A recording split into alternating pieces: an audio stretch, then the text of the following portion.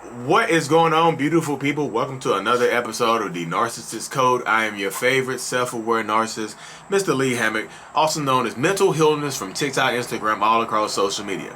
If this is the first time seeing my face or hearing my voice, I am the self-aware narcissist that uses his platform to raise awareness for narcissistic personality disorder, and also in the process validate the victims and survivors of said disorder.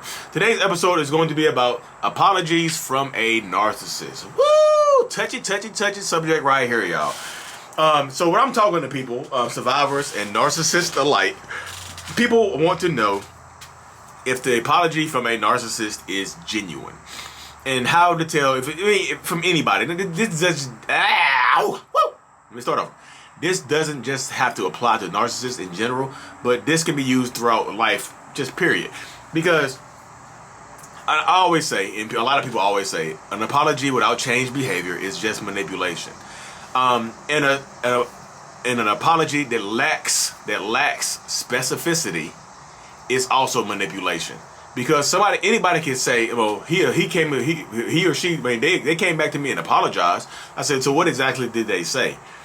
They said they were sorry for everything they put me through.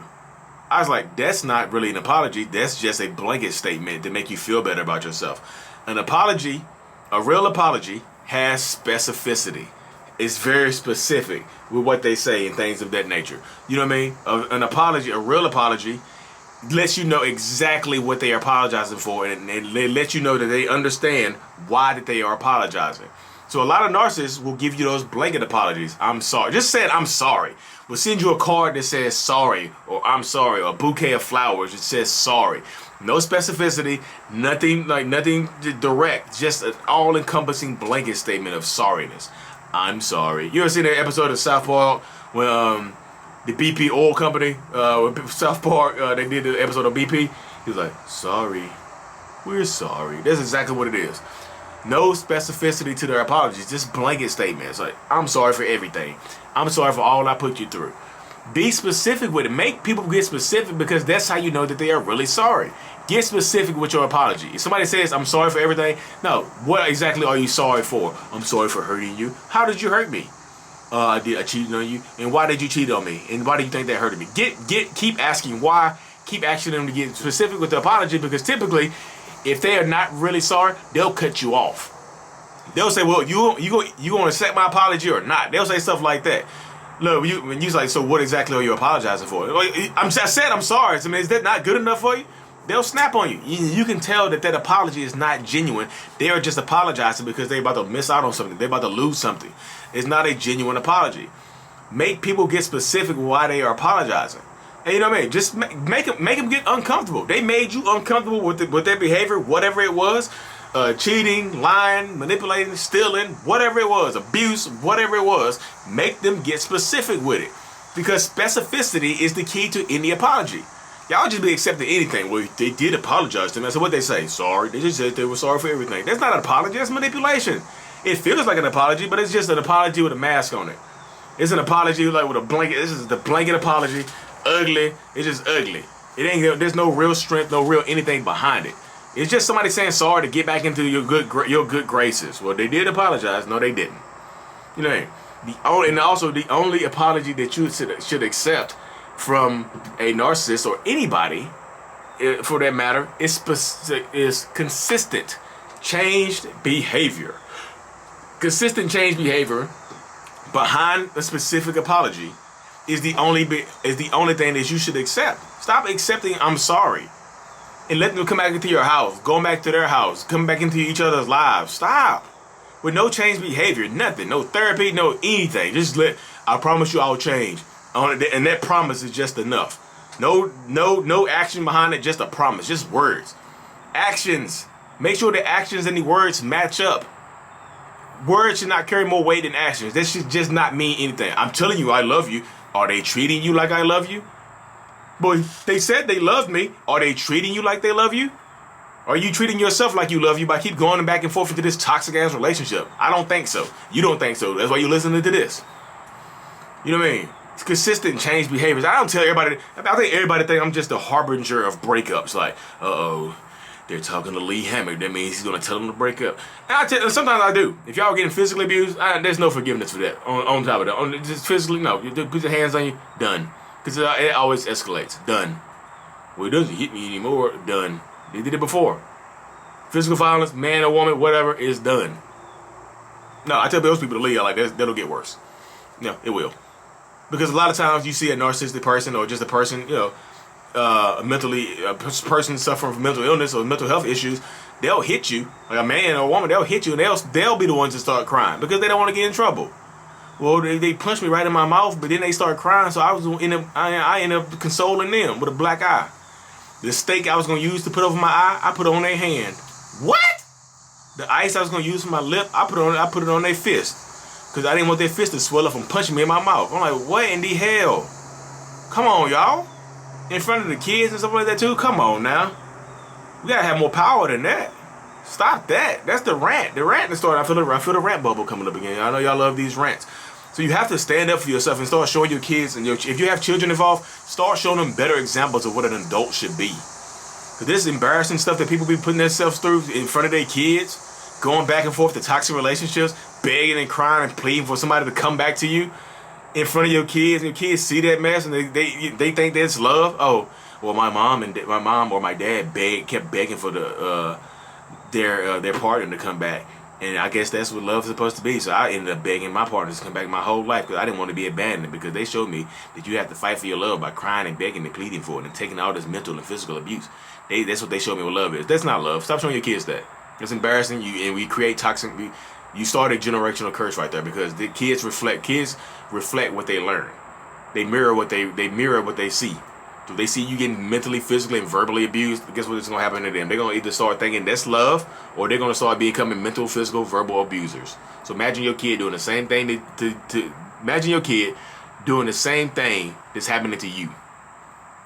Sometimes that's all it takes to leave. You know what I mean? I don't tell everybody to leave. I tell everybody to choose happiness. And a lot of times happiness involves leaving, because people don't want to go seek help. People don't want to admit there is a problem. People don't want to admit there is an issue. Everybody just want, what can I do to fix them? You can't. Fix yourself. Work on yourself. Because if there's a narcissistic relationship, Matt Pfeiffer says this all the time. Two people need therapy. He says two people need therapy. The narcissist and the abuse survivor, the victim, or whatever. You need therapy as well, because you got to heal from the codependency or whatever kept you in this relationship this long. You got to heal from that. You got to start loving yourself more. And the narcissist, you know what they need to go to therapy for. You already know that. We at therapy for just being us. You know what I mean? But both people need to go to therapy. Stop trying to fix everybody else and fix yourself. You can't fix anybody else. If I could just fix them, I would be perfect. Nope. Because you'll still be you. Even if ask yourself this question right here. Even if that narcissistic person apologizes to you, even if they go to therapy, is that enough to forgive everything that they've put you through? I feel like that's a question you have to ask yourself. Is therapy enough because that stuff still happen. It doesn't wipe the slate clean. It's not a magic erasers. It don't get up. It doesn't clean up everything. It doesn't blot out. Not a bounty picker up or one of them paper towels that scoops up every damn thing. It's not what it is. It's absolutely not what it is. You know what I mean? That's absolutely not what therapy is. Therapy is not a heal-all, because therapy does not make you forget everything that happened. That's still there. It still happened over 10, 20, 30 years. It still happened. It didn't go away because the other person went to therapy. Think that it goes away? Is that going to be enough? Because you're still going to get triggered when that person's name pops up on your phone. You're still going to get triggered when that person is coming home from work. You're still going to get triggered when you have to ask them if you want to express your feelings to that person. You're still going to get triggered. Does that forgive everything? No. I know a lot of people think I'm attacking narcissists, but this is the only way I know how to affect change in narcissistic people, is to hold up a mirror to them, and show them exactly who the hell they are. Who I am. I'm just showing you who I am, and if you see yourself in my mirror, if you see yourself in my reflection, if you see yourself reflected in the stuff that I'm doing, then it's time to go to therapy and make some positive changes in your life, because you are damaging people and you are damaged.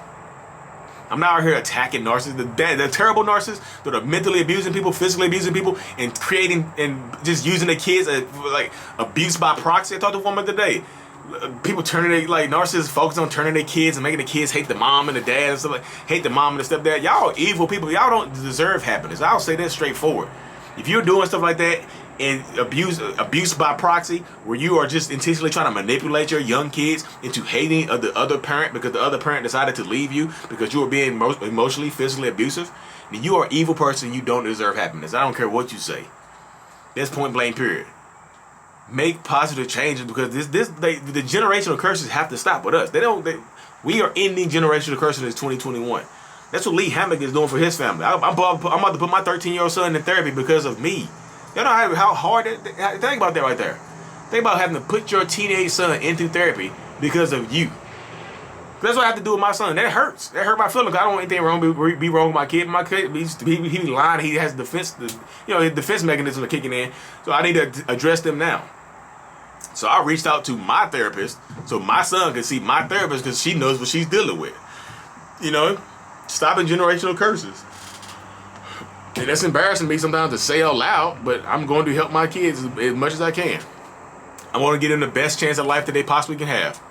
There's my kids. I love my kids. And you're going to you don't love your kids. Lee, you're a Jezebel spirit, and Jezebel spirits cannot love their children. And you're a Jezebel narcissist. Bleep, bleep, bleep. You're a narcissistic robot. Beep, beep, beep, beep. I am a narcissist robot, and I don't care about my children. See, that's how stupid that sounds. I care about my kids. I put my son in therapy, and he's gonna be a great kid. He's gonna be a great adult. He's not gonna be like me. He's gonna be better than me. And that's even hard for narcissists to say. Your kid's gonna be better than you. Nope, it hurts. I want them to be better than me. I want to provide them every opportunity I didn't have. I love my kids. Say what you want. I love my wife. Say what you want. People attacking my wife. Like, my wife did a live video out of the courtesy of her own heart. She wanted to do a live video because people kept asking to see her. And then you got these evil, just scum of the earth people on here attacking my wife. You look pathetic. I can tell you're a sorry woman. And because she's a white woman, oh, weird. People come in here and like, I knew she was white. Like, black women and Hispanic women, Puerto Rican women don't get narcissistic, don't get abused by narcissists. Y'all are weird. I could tell. I knew she was white because black women wouldn't put up with it. You know how many black women I've spoken to? My son's mom is white. My oldest son's mom is black. Black women don't fall for that stuff. My oldest son's mom is black. Stop that. Y'all are just a weird, man, attacking my wife. I was just I was gonna start stinging y'all with some rude comments, but I just hid y'all from the channel. So if you attack my wife on her video, you're probably hidden from my YouTube channel. You can't leave comments. So you leave comments, you think people will see them, but they don't really see them. So you probably hidden, you evil pieces of beep. That's what you get. Don't talk about my wife. Talk about me all you want to. Don't cover my wife. Don't cover my kids. Anyways, y'all, thank y'all for tuning to another episode. If you listen to this on Apple Music and Spotify, go ahead and hit that 5 stars for me, because I truly appreciate y'all, everything y'all do. Because guess what? As much as y'all learn from me, I learn even more from y'all. I'm thankful. Mental Illness is out. Peace.